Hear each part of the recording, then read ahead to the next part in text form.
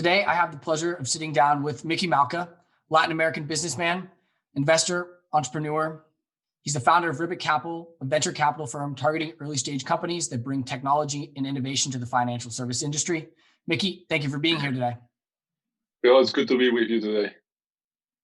So right now, there's been we're in a very crazy economic world, and the world is kind of slowing down, but you're staying busy, and the FinTech world is kind of keeping going and is growing right now. Can you talk about that a little bit? Sure. So when you think about the concept of money has always been something that is meant to be used in real time and real fast. And what has happened with COVID and the last 9 months is that this has accelerated dramatically. You don't care for cash as much, you care much for digital. You're not going to walk to a bank branch anymore. You're not going to buy insurance from a broker. You're not going to do mortgage the way you used to do it. Sorry. Let's start again. You want me to start again to make it easier for you? You can keep going. All right. So what's going on around the world is that financial services and the digital financial services is just accelerating. And it's going super fast. So you have all of these companies that for years have been trying to fight the banks and the regulators and trying to show the world that it's much easier to use everything electronically than physically. And right now it's showing up that they're winning. So the way we describe it, Will, is that I'm a big fan of Star Wars. We're massive fans. So here in Ribbit. So we always talk about that there's the empire, that's the banks, the big insurance companies, the ones that have been around for 100 years. They're the rebels. And those are the little spaceships that look like they're trying to beat this Death Star. And those are the FinTech companies. And what we have is a battleship of Star Wars, that it's happening at different levels in different places, but it's a global phenomenon where new digital companies are trying to beat the established companies that have been around for 150 years. Yeah. So now that we kind of know about you in the world today, let's go back to your childhood in Venezuela. What were you like as a kid? Oh, I was a very fun kid. I was very shy. I always had a good sense of humor, making jokes, but very, very shy. And I spent my time understanding, for whatever reason, I always tried to understand how everything worked. And everything meant business. I was one of those kids that will walk into a fast food restaurant, and instead of looking at the menu, I was counting how many people were walking in and trying to guess how many transactions they were doing per hour, and then trying to guess how much money they were making per day. But it was a beautiful place to grow up. The 1970s and 80s were great years for Venezuela. You could travel, you could experience the world. The best teams and companies were coming to the country. You had access to almost anything you wanted. And the schools that I attended were just great. My friends were fantastic. So it was a fun place to grow up in. It's changed since then. It's the opposite now. But it used to be very different 30, 40 years ago. Yeah. Are there any stories from your childhood where you kind of remember big life-changing moments or experiences? There are many of them. I would say one of my favorites, the other day, my mother gave me a photo albums of my journey as a kid. And there was one great letter I had written to the Tooth Fairy when I was 8 years old. 8 years old? 8 years old. 9 years old. And I said, "Dear Tooth Fairy, here's my tooth. I don't trust our local money. Could you please pay me in dollars?" So, when you grow up in an environment that it just gave you the chance to learn so much about real world and economics, so many things were different to me. We will spend a lot of time understanding what the world looked like. Everything was happening in Venezuela. So growing up there and having the chance to talk to all these amazing people that will just stop by the country and and try new things there was impressive. Like I remember the Concorde, the jet, the flight. It was the only place in Latin America where the Concorde stopped, and it was once a week, and we will all stay outside, trying wanting to hear when the plane broke the speed of sound because it did a loud boom in the city. That kind of stuff, which was like a fun small place to grow up in. Yeah. And you said that, you had a lot of interaction with innovation and a lot of, successful people just coming to visit and experience what was going on. What was that like?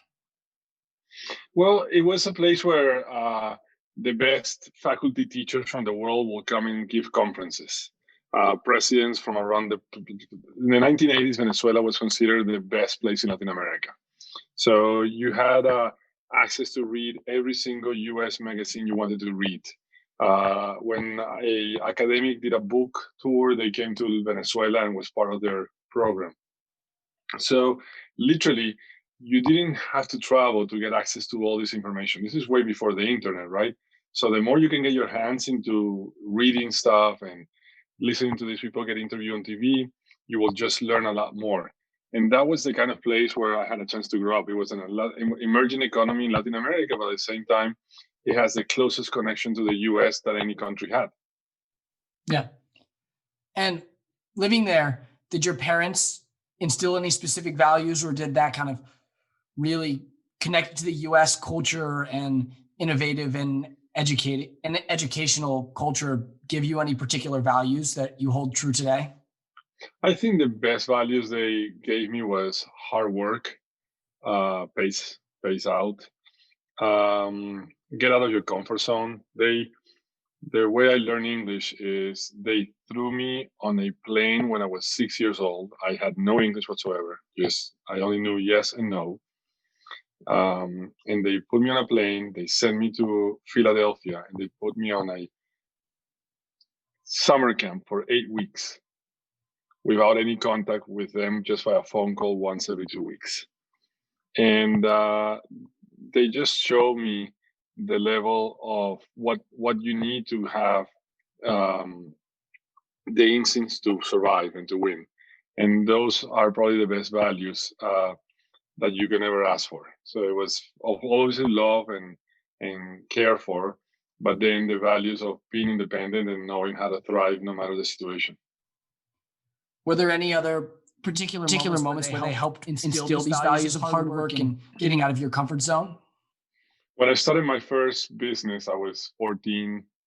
And I remember going to my parents and asking them for money, and they said, "No, that is not the way you do it, and we're not going to give you money. You go find a way to explain from somebody else, go get it from somebody else, and explain to them how you're going to pay them back." So I went to my grandparent, and I'm sure they talked behind the scenes between them. I was not aware of it. And my grandfather said, "Sure, I'll lend you the money, but you have to pay me back with interest." And they just created always these principles of being responsible, and whatever you commit to, you have to be able to deliver. Your word is the most important aspect in life, and I've taken that to heart, because in a world where everything feels like it's too legally, a handshake and an agreement and your verbal word means a lot more than any paper. Yeah, definitely. So now the year's 1991. You're my age. You're 17. And in the US, Nirvana's the biggest album. Gas is $1.22. Postage stamps 29 cents. What do you like? I was back then. What did I like? I was a fan of Erasure, the music group. I was looking at every game of the Chicago Bulls that I could find my way. That was actually one of my first businesses, was putting a satellite dish in the roof of my building, figuring out how to assemble so I can scramble the signal from WGN in Chicago and on a Galaxy One satellite and be able to watch Michael Jordan play. So if I remember correctly, that was the first year they won the world championship. So that's what I remember from that year. And, prior to this and during this kind of high school years of your life, what were the biggest struggles that you faced as a kid? Well, the biggest struggle was probably that I stutter a lot, and I had to learn. I don't know if you ever watched the movie King's Speech, but I used to speak a lot like the King's Speech, like the King of England in the 1940s, 30s. I think it was Edward. He was. I used to stutter like him, and if you see that movie, the therapies that he went through were the same ones that I went through. But when you're a teenager and you stutter in high school, it was one of the biggest challenges, how to be able to pace myself and learn how to speak without stuttering. That was probably my biggest challenge growing up. Yeah. And how did you work to overcome that? Oh my God, perseverance. I did a therapies that I had to do. I spent hours having to read the dictionary out loud, every single word in the dictionary, and the definition from the A to C, and then back from C to A. I had to do all these aspects to make my brain memorize words in a way that I wouldn't stutter. So it was probably, they said it takes 10,000 hours to master any skill. I probably spent more than 10,000 hours reading a dictionary. Wow. Out loud. Wow. And before you had mentioned that you were a pretty shy kid when you were younger. Did your stuttering have an effect on that? Yeah, it definitely, I think it was part of it. And as I got more comfortable, as I turned 17 and I got more comfortable with myself, and I was okay with stuttering, and now it's part of who I am and I don't care. And that's something that you grow up into, or that I was able to control and master parts of it. My self-confidence and my shyness went away. Yeah. Yeah. Were there any other experiences in high school that are pretty valuable to you today? In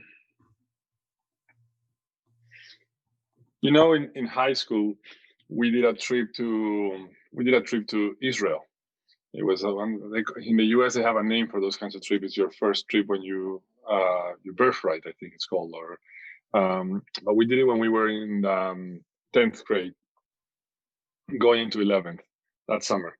So that was 1990 for me, and we landed in Israel on July 31st of 1990, and Saddam Hussein invaded Kuwait on August 1st of that year, and he threatened to throw missiles to Israel.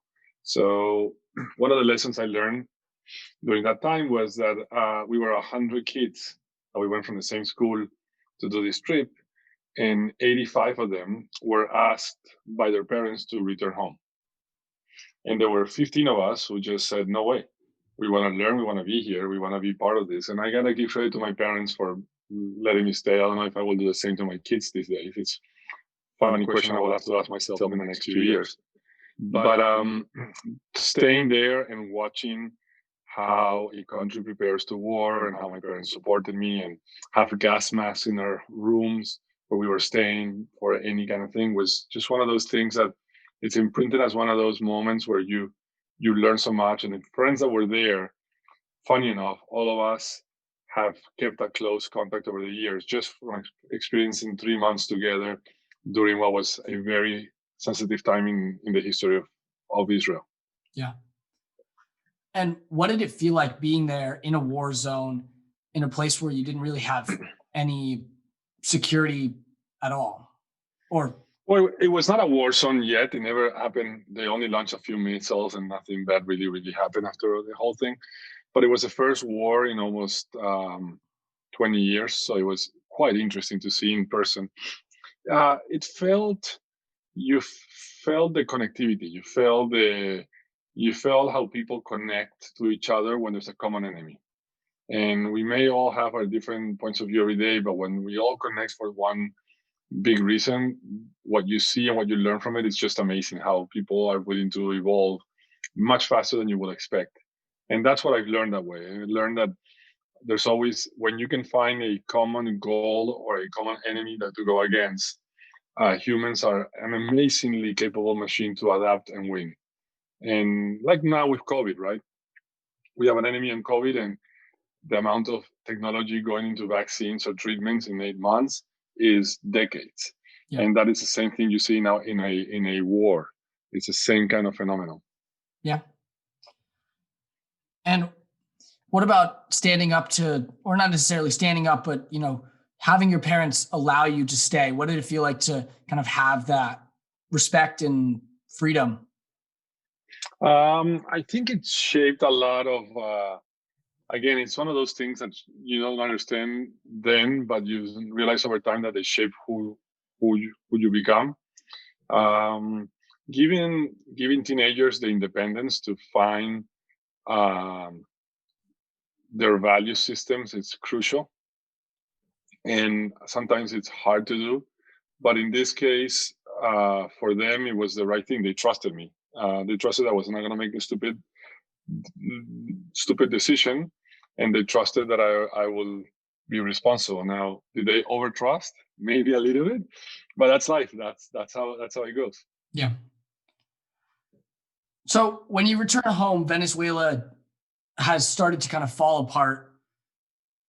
What did it being in a country that's not super stable and used to be such a great place, but kind of started to fall, like I said, started to fall apart. There was hyperinflation. What was it like to be in a country like that? It was really unproductive. You will, Will, for you, how does it feel every time you start a conversation in the last 6 months talking about politics, talking about Trump or Biden? It just becomes an argument no matter what. People like a yelling fight.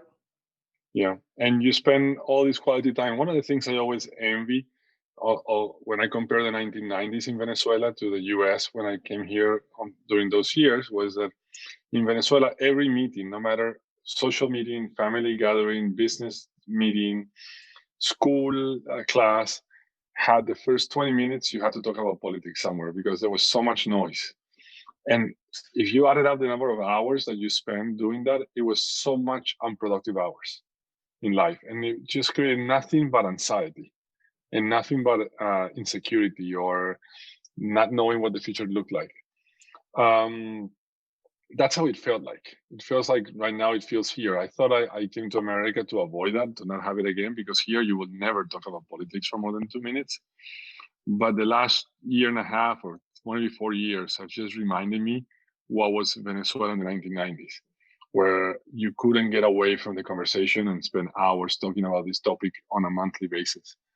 The second thing was you could see people who were willing to corruption became bigger.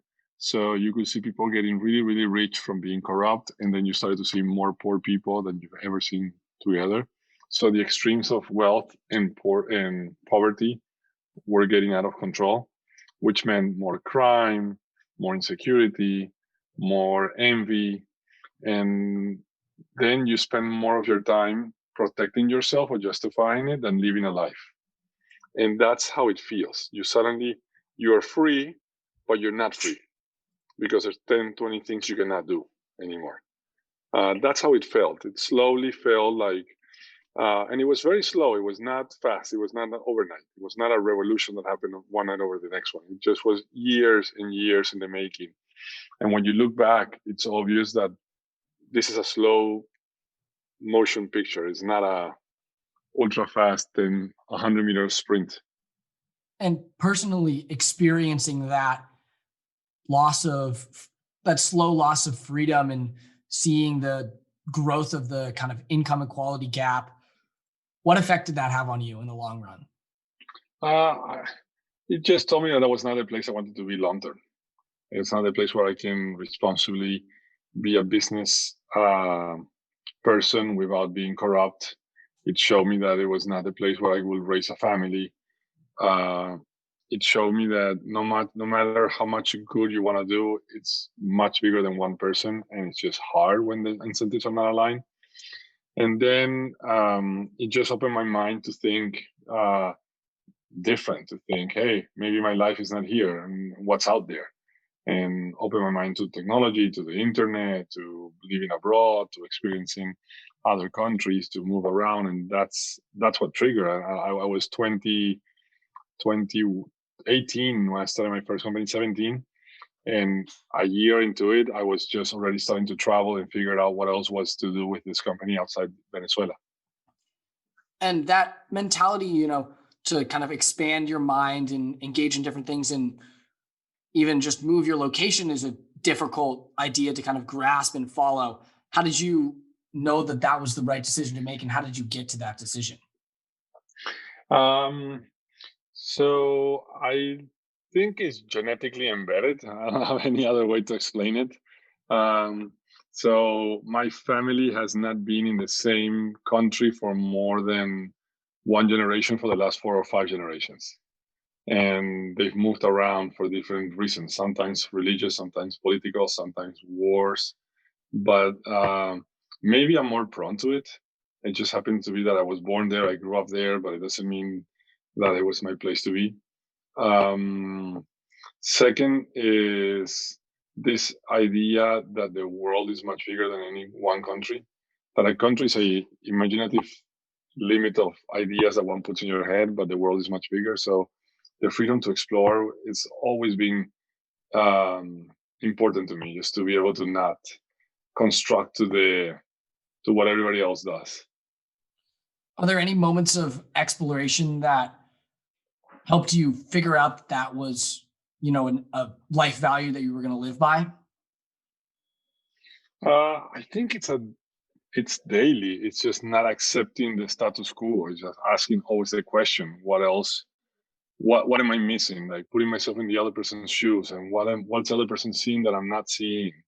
Um, um, it's it's one of those things where you just spend time thinking out loud and reflecting. And if you're willing to listen to somebody else's opinion, you will probably learn something that you didn't know. So that open mind is, I think, is critical. And the day you stop thinking like that, might as well call yourself bored and stop being creative. Yeah, definitely. So even though you did start to see your country kind of collapse around you, you stayed for a little bit and you attended university in Venezuela. Why did you stay for college, and what was your experience like? Um, I stayed because it was easy to stay and run your company. I didn't have to study much. I had friends that really helped me, and dear friends from kindergarten worked with me together, so they will help me with the work, the load, the exams, everything that I need to get prepared to have a degree. My parents' only condition was always you do whatever you want, but make sure you have a degree to fall in case you fall. Yep. And so that was the kind of bargain deal that we had agreed. How do So you it feel about seemed to. how do you feel Mhm. about that? Having something to fall back upon, that idea. Um, in retrospect, I don't regret it because I was able to do both things and have fun along the way. But I think the best plans are the ones that you just have conviction and you don't have a backup plan. You just have to execute and move mountains. And Um, do you have any personal examples of those plans? Meaning, Meaning any moments where you didn't have a backup plan and you just went for it. You tried to move mountains. oh yeah. So when I came to California, it was my first time moving to the U.S. and with Becky, who you've met, and Sigal, who was 2 years old, and we said, listen, there's no backup plan. There's no way we go back to Venezuela. So we either make it work here or we just don't know what we're gonna do. There was nothing. So we made a life plan in 2007 to come here, and that was the end of it. Yeah. So yeah, so many times in decisions I've made with no backup, acknowledging, knowing that there's no backup. So it's the gasoline that makes you wake up every morning. Yeah. That's fair. So you had mentioned that you were working on a company while you were attending university. What was that company, and what was it like being part of a startup and kind of creating your own business? So the company was around financial services. It was a stockbroker in the local markets. We were doing equities and fixed income, and we were helping Venezuela manage their money outside of Venezuela. And the business was, to me, it felt super easy to understand the dynamics. It was I don't know why, but it's just one of those things that you're either wired, you're not wired. I was very wired to understand it. I did not know what a culture of a startup was, to be honest. I was not spending too much time in culture. I look back and I cannot believe that people were trusting me when I was 18 years old or 19 and they would accept work from me and they were 10, 15 years older than me. Still to this day, there's somebody who worked closely with me that I recruited when I was 20 and that person was 30. And you fast forward 25 years, he still works with me and he's 10 years old, 15 years, 10 years old, older than me. So it just tells you these crazy environments that we can live. And I think when you ask them and you don't know why, you just said it was conviction. Is that you had a conviction and you seem to be one of those people that were going to treat people fairly. So that's what I learned, to be honest, is conviction and being transparent to people and treat them fair can get you anything you want. And that's a principle that I've always had in every company I built since then. Yeah.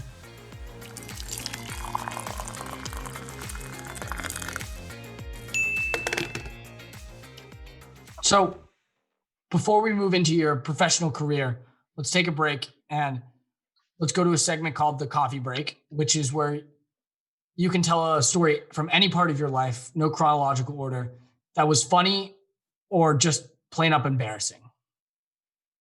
Does anything come to mind? Oh my God.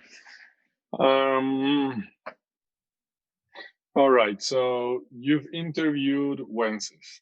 So since you've interviewed Wences and people have a chance to listen to him, I'm going to use one story that happened to the two of us.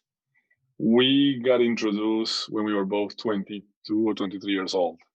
And I went to Buenos Aires to meet him. And we had a terrible meeting. It was such a bad meeting. The chemistry was not there in the room. But then that evening, he felt bad that I traveled all the way there to meet him. So we went to have some drinks at a bar. And long story short, this ended up we got into a bar fight with some other guys. And I saved him from getting it handed to him. And we then ran away and we had to run for like 14 blocks before those guys stopped following us. And after that bar fight, we looked at each other and said, maybe this partnership can actually work. And because of it, it's when you fast forward 20 something years, it's been business partners for that long. Yeah. Wow. What sparked the fight? Some nice looking girl in the bar, but she was not alone. And were you going for the nice looking woman or was he? I was, my back was against the bar. I did not see what was going on.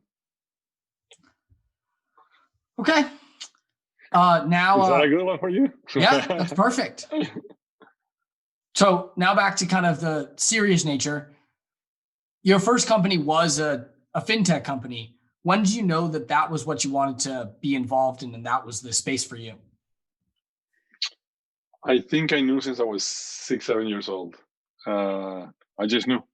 I was wired to be in this space forever. I didn't call it FinTech. I didn't know it was going to be like this. I had no idea what it would look like, but definitely the concept of understanding and helping people get access to financial products, which translates to better quality of life, which translates to more opportunities and translates to better education, to me was always embedded somewhere or the other. Yeah. So once as you mentioned, then your next company was working with Wences. You were 22 and you were working in a new major company. What was it like in that environment? And what was kind of the partnership there? And were there any other major partners in your life that have helped you learn a lot of lessons along the way? Oh yeah, many people, and always people that were older than you, since you have so much more to learn from them and their experiences. That was a interesting time. We in that team we were building E-Trade, basically, like imagine online trading or Robinhood today.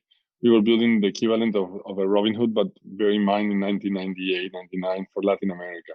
And the idea was, if anybody should be able to buy stocks or buy bonds and get a better yield for their money saved, it's again good for society. But technology was early. It wasn't easy. We were doing it all over Latin America, from Mexico to Chile to Brazil, Argentina, Venezuela, Colombia. So it was one of those things that it just consumed a lot of bandwidth. So we spent a lot of time in the air, a lot of time traveling, and the culture back then was a little bit different. We were the first generation wearing t-shirts to go to work and jeans and open offices. That was when the whole internet started. And that was a shock to a lot of people. It was not very easy to accept. Now it's much easier. Now there's so many movies and TV shows and that you can learn, and it's been around for 30 years, 20 years. But back then it was extremely rare and difficult compared to the life of the lawyers and Wall Street in ties and fancy suits. So the culture you created was one of much more creativity, less rules, and it showed in the way you operated. And that's a trademark of that time. And what did that approach to business do to you and your kind of approach now, but also kind of your mental state, your values, your interactions with other people? So I would say the biggest thing is, don't judge a book by the cover. It's what you learn. And because you don't, the way, this is what matters the most at the end, is what drives people. So spending more time understanding what are the drivers to different people. Why are you doing what you're doing? It's become critical in life, and being able to ask that question to anybody, like, Will, why are you doing this podcast? I mean, you and I chatted about it offline, but there's a reason why you're doing it, and that then derives in your passion to learn from others. So if you spend time understanding what people do, what they do, you realize that the potential of society is much bigger. It's just a matter of making sure that you find the right people with the right motivations. Yeah. And you found that person in Wednesdays, or I guess, did you find that person in Wednesdays? No, he found it in me. Yeah. And how did you find Wednesdays, and how did you take this step, the risk to kind of work with him and, have a partner, learn about their values, and really move yourself forward in the world? Well, I think it was a combination. It was mutually. It has to be, like any relationship, it has to be mutual. It can never come from one side. So you gotta go in and be humble to learn from the other. Have no ego, and keep it very honest. So I think what we share in common were those values. No matter who was right or wrong, we will always do what we thought. We will never argue in front of people, but always in the private room. We just kept it very honest and with clear rules of engagement. And I think that matters for anything in life. It matters for your best friends. When you have an argument with your best friends, you should have a policy on, or rules on, how are you gonna have a clean talk. You should do the same with your boyfriend or girlfriend or your spouse. You should do the same with your business partners. I think it's a value system that you need to have anywhere you are. And that's how it worked. I tend to say that it was my looks and his brains, which at the end worked best. But that's for him to judge. One might argue the other way around. Yeah, well, but you haven't seen him lately, so it's obvious. While you were working with him, and you kind of were in this mutual partnership with your first company together, Bling Nation, you were facing a lot of, or maybe I'm wrong, this was not your first company together, or it was? That was our fourth company together, okay. But it was the first one in the US. In the US, yeah, that's mm-hmm. You were facing a lot of kind of extreme circumstances, and you had to fly back and forth from Caracas to Silicon Valley every couple weeks. What was that experience like, and how did you deal with kind of all the work coming in at the same time, and so much travel and so much overload of stimulus, I guess? I think I'm better when I'm overloaded than when I have free idle time. And back then, at the moment, you're not thinking about it. You're doing what's right. as a son to your parents. You're doing what's right as a business partner to your business. You're doing what's right to your spouse. You're doing what's right as a father to your kids. Um, I think there's never a great answer for this. It's just wake up and do what you think is right. And you have to be able to live with the decisions that you make and not regret them, no matter what you do. So I never regretted the time I came to the US, and I could have stayed another year in Venezuela and helped my family with a health issue, but I decided not to do it because it wasn't what was best for my family, my immediate family, but decided to sacrifice my body by doing this for them, whatever amount of time it took to compensate for it. So, you just make decisions and you live with them. And I never regret them. Yeah. How do you make it so that you don't regret them? I mean, you make a lot of mistakes in your life and it's hard to move past them. How do you? You have to celebrate the mistakes more than the successes. Meaning you gotta be open and share out loud. I made this mistake, and here's what I learned from it. I mean, the mistake. I'm sorry, and uh, I've made mistakes, a lot of mistakes. I mean, long list of distinguished mistakes over my life, but I've always found a way to voice that I did and make sure to remind myself. And my walls in my office at home are more filled of mistakes to remember that I made them than they are about successes. Successes I'll celebrate for you, but mistakes it's the way you learn. So keeping them in check and making sure that you keep making them means that you're taking enough risks and you're getting yourself in uncomfortable areas. Is there a particular failure or two that helped you gain that mentality or that was really valuable in educating you and helping you move forward? There were many, but one happened to me here in Silicon Valley. Actually, when we started Blink Nation, we had a thesis of a business model, and 2.5 years into it, we realized that we were off, we were wrong, and we offered to, with a big shame, return money to our investors, the money that we had raised to go do this business. And in Latin America, people will have immediately taken my money back and say, "Here, thank you, I don't care, you screw up, move on, whatever." But here, the reaction was different. They said, "No, no, no, we don't care. We gave you the money because we think you guys are extremely creative. You go figure it out something different. And if you don't have any great ideas in the next year, come back to us and we'll chat about it." So what I learned was that Silicon Valley, in particular, had a mentality of failure it's not encouraged, but it's accepted as a method of fiber of the culture. It was an incredible moment because until then I had never experienced failure in a company. I mean, we've experienced failures in the day-to-day, but never in the outcome of a business, of a whole business. And it was impressive to see how it was embraced. To me, it changed my mind. And those months was the moment when I convinced myself that this was not a place to come for a few years. This was the place you wanted to live a longer part of your life. Yep. Wow.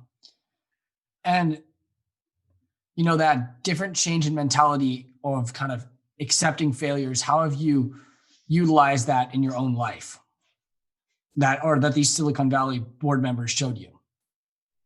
On everything, I make daily. I tell my kids that I make daily failures as a father. I don't know what I'm doing, and with each one of them, I'm learning along the way and making sure they know that I will make a lot of mistakes. I make failures at work every day, and we celebrate them. We have a wall here in the office with some of our biggest failures as investors.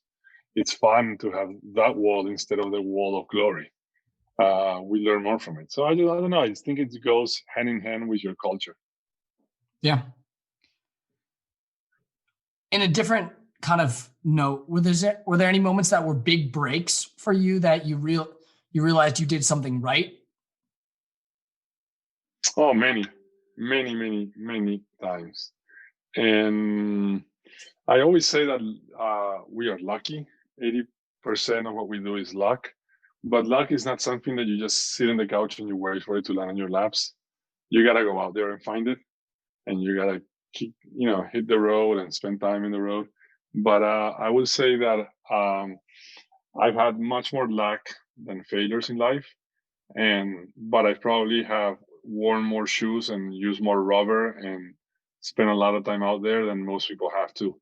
So it comes. So I've been very lucky in life, but it comes from searching for that luck. It's not just waiting for it and whining and complaining if you don't get it. Yeah. So looking back kind of from a bigger picture now, are there any stories or particular moments that really stand out to you as when you learned a value or when something or just a critical moment in your life that is really relevant to who you are today?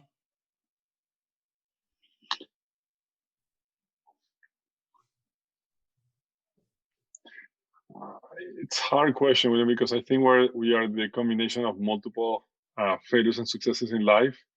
But if I have to go back to the core aspects, is when you're young and you have to fight because you have an impairment of some sort. Could be language, could be motor, could be sports, could be whatever you want to call it. And you are able to conquer and dominate it. I think you learn very, very young that you can be better at anything whenever you put your mind to it. I think those are the events. Like I look back at the whole event and it's being put together like that, and also having the right family fiber that allows you to be your own self and not have to be the copy. I grew up in a family of all doctors, and I'm the only one who hasn't been a doctor in I don't know how many generations. Actually, that's a very interesting point to bring up. What was kind of going through your mind when you weren't a doctor, when you took a different path than the rest of your family? I was happy. there was no way they were gonna give me anything that will go in that direction. And being able to choose by myself and being able to have the freedom to choose, it's the most valuable gift I ever gotten. Yeah. Okay, so as we come to close with our time, I'll ask you just some even more bigger picture questions. Now that you've reached a pinnacle of success, how do you define success? I have not reached no pinnacle of success, because success you never achieve it. I think it's I play what I call an infinite game, and an infinite game never ends. You may be ahead, you may be behind, but the rules can change tomorrow, and the game keeps changing. I don't think about it in those terms. I just want to play the game as long as I can. Yeah. How has that definition changed over time as you have been ahead or behind of your current definitions? I think that when I was younger, I thought everything had a game, was a game, and you had to have a score by the end of the fourth quarter, and you will know if you won or you lost. And then you start winning some games, and you realize there's not enough joy from it, and that's because you're playing a very short-term game. What's important is play a life game. It's just enjoy the game and think about life as a game, and make sure that you know that the rules change every single day. Yeah. And is there a motto that inspires you or that you live by? Be transparent, be humble, have a good sense of humor. I think if you can combine those three consistently and you put them to work, and then you add your own self, be motivated, and have a high level of integrity. Once you have those combined, you're fine, and you can just adapt yourself to any situation. Yeah.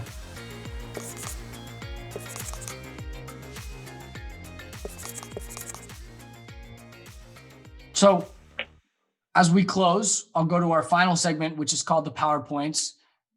Imagine someone takes away 3 bullet points from our conversation, from your life experience. What would those 3 things be, in your opinion?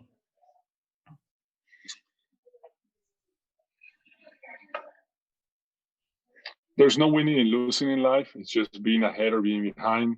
Play the infinite game. Don't compromise for somebody else's game.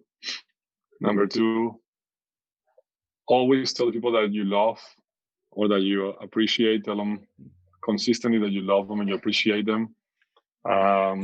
Number three, you're never an expert. You're never knowledgeable. You can always learn, and somebody else knows more than you. So keep learning. Yeah, great. Micky, thank you for the time. My pleasure, and thanks for having me. These great questions. You made me think about 1991 in ways that I have not thought before.